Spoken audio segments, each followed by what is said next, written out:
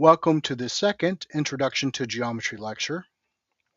The topics that we will explore in this lecture include an introduction to metric spaces, the Euclidean metric, and conics and their properties.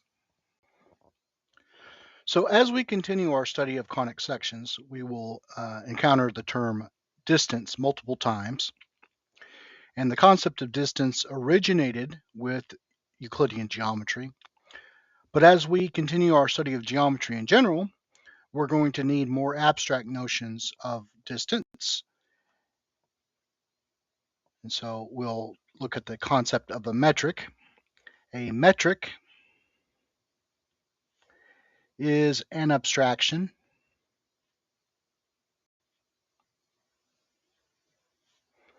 of the concept of distance.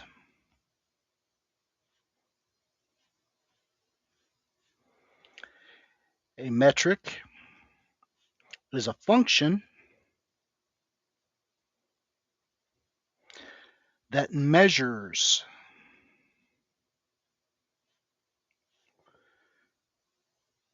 the distance between points.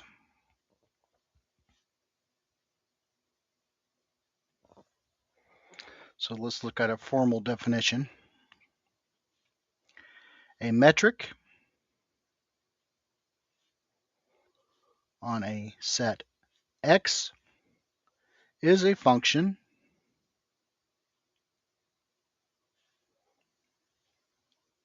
D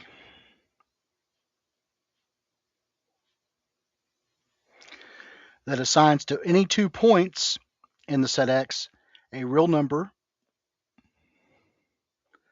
that satisfies the following properties. First, the distance between the points X and Y is greater than or equal to 0 for every pair of points X and Y in the set X. And the distance between X and Y is equal to 0 if and only if X and Y are the same point. So this aligns well with what we know about distance in Euclidean space. A distance is a positive number, and a distance between 2 points is 0 if and only if we never leave a given point. Second property is that the distance between points is the same no matter what point we start with. This is known as the symmetric property. And third, the distance from a point X to a point Y plus the distance from a point Y to the point Z is greater than or equal to the distance from the point X to the point Z. This is known as the triangle inequality. And in the Euclidean space, this means that if we have any 3 non-collinear points, X, Y, and Z, then the shortest distance from the point X to the point Z is the straight line distance. Any other path we take is going to be larger. And so if in this third property, we have equality only when, in Euclidean space, only when all 3 of the points are on the same line. They are collinear. So new definition.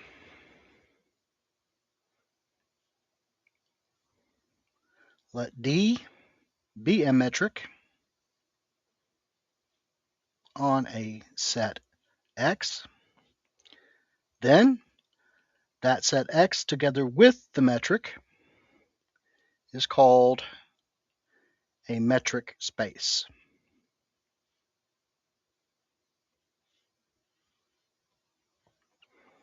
So for example, we will look at the Euclidean metric.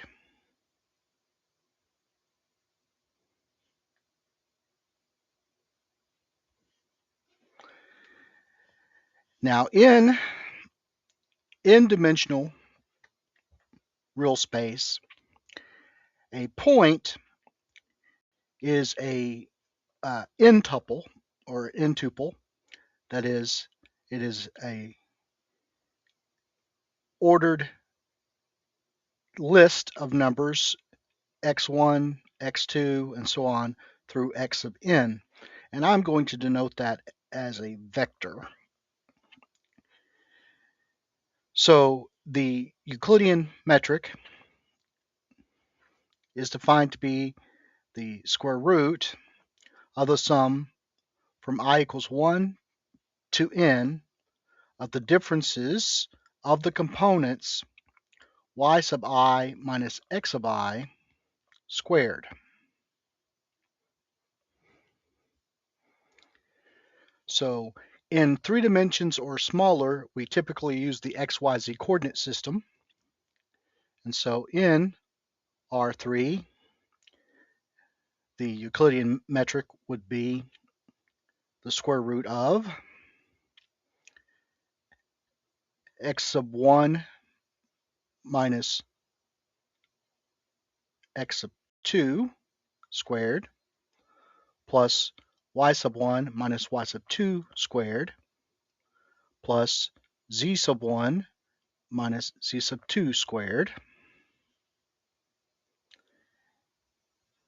In the plane, in the real plane, this metric would be the square root of x sub 1 minus x sub 2 squared plus y sub 1 minus y sub 2 squared. And on the real line, well, that distance is just the square root of x sub 1 minus x sub 2 squared, which is the absolute value of the difference between x sub 1 and x sub 2.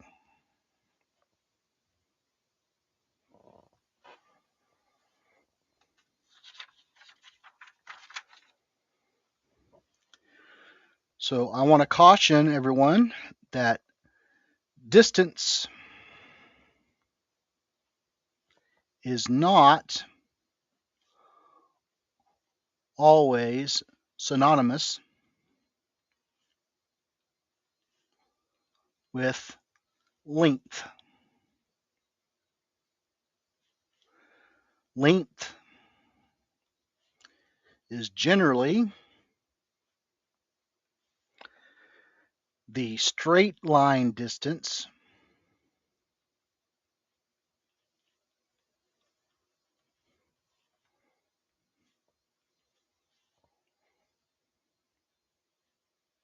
between points.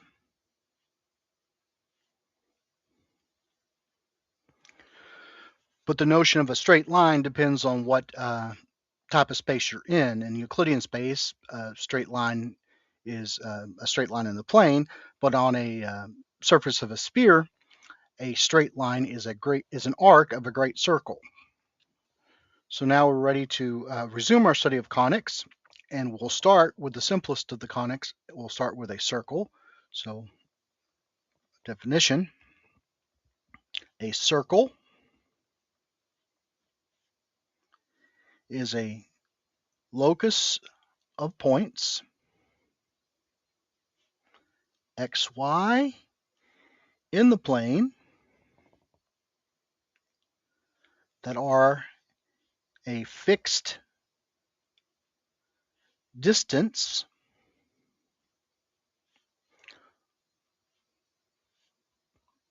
called the radius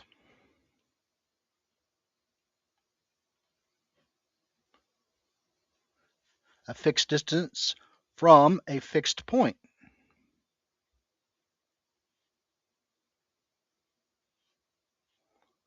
called the center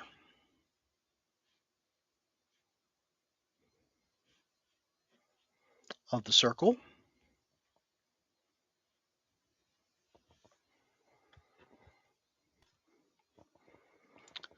So as a theorem, we'll prove that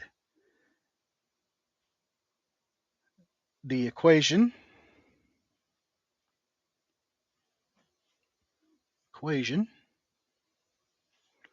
of a circle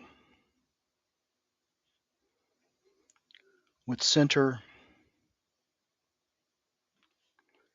AB and radius R is the quantity x minus a squared plus the quantity y minus b squared is equal to r squared. So proof.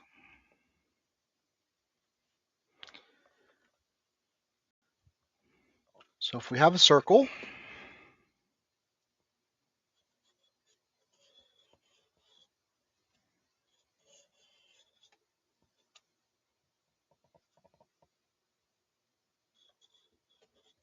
oops,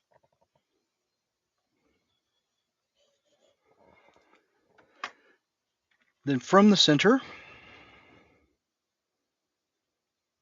AB, we are looking for a fixed distance r from any point xy.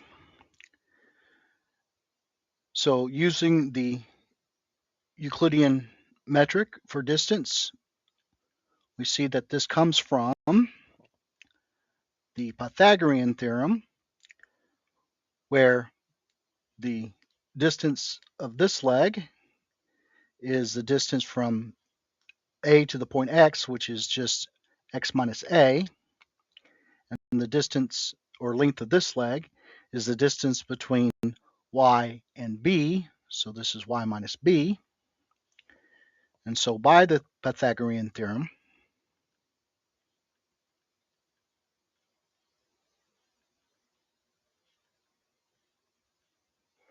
we have that this side, which is x minus a squared, plus this side, which is y minus b squared, must be equal to r squared.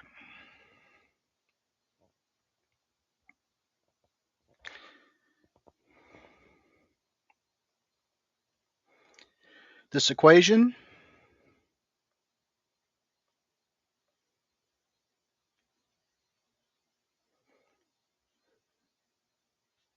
is known as the standard equation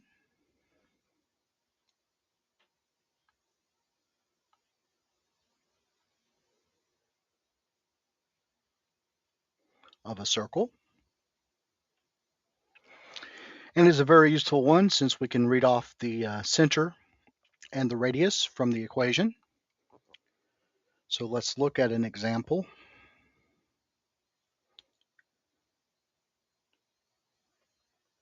Determine the equation of a circle with center 3, 4 and radius 3. So using the previous theorem, this circle has the equation x minus 3 quantity squared plus the quantity y minus 4 squared, and this is equal to the square of the radius, which is 9.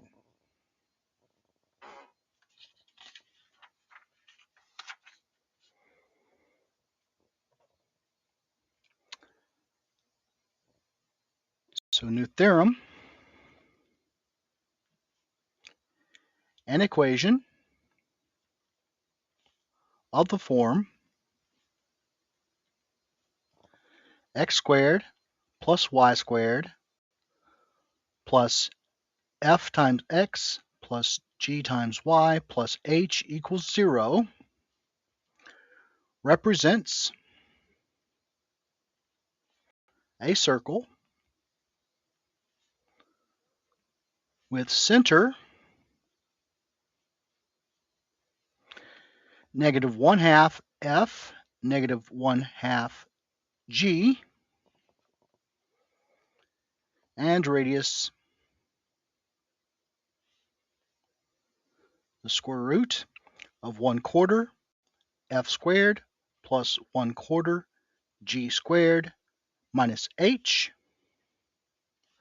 provided that this quantity inside the square root, 1/4 f squared plus 1/4 g squared minus h is greater than 0. So proof. So we'll take this equation and we will complete the square. So first I'll rewrite it as x squared plus f times x plus y squared plus g times y is equal to negative h. So now to complete the square for the x term, or x variable, I have x squared plus f of x plus 1/2 of the quantity f squared. And now to complete the square for the y variable, I have y squared plus g times y plus 1/2 g squared. And since I've added it on the left-hand side of the equation, I have to add it on the right-hand side of the equation. 1/2 of f squared is 1/4 f squared. 1/2 of g squared is 1/4 g squared minus h. And so now I simplify. This is x plus 1/2 f quantity squared plus y plus 1/2 g quantity squared. And again, this is 1/2 f squared plus 1/2 g squared minus h. So by the previous theorem,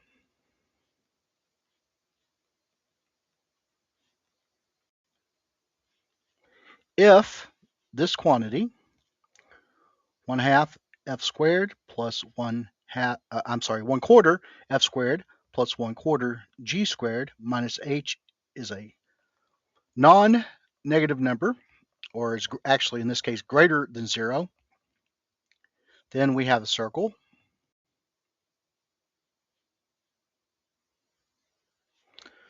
with center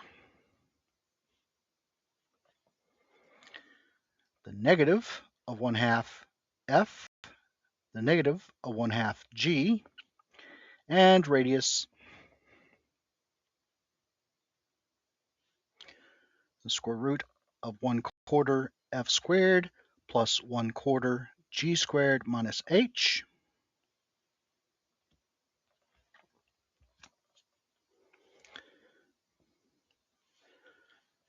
So this equation,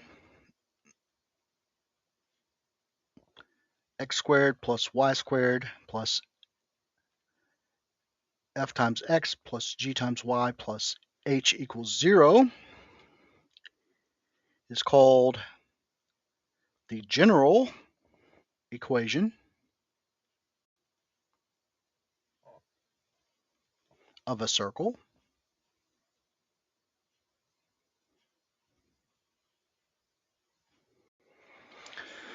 So notice that in this equation,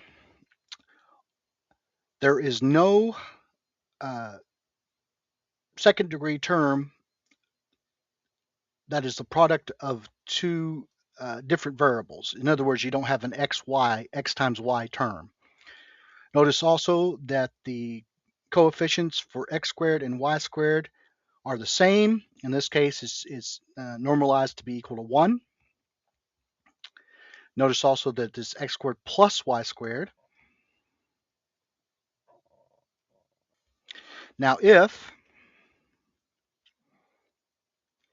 1/4 f squared plus 1/4 g squared minus h is less than 0, then this equation has no points, x and y, that satisfy it.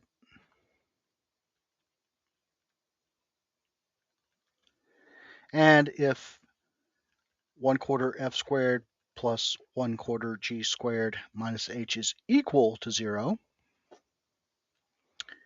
then the equation represents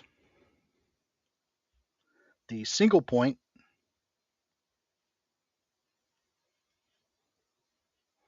negative 1/2 f, negative 1/2 g.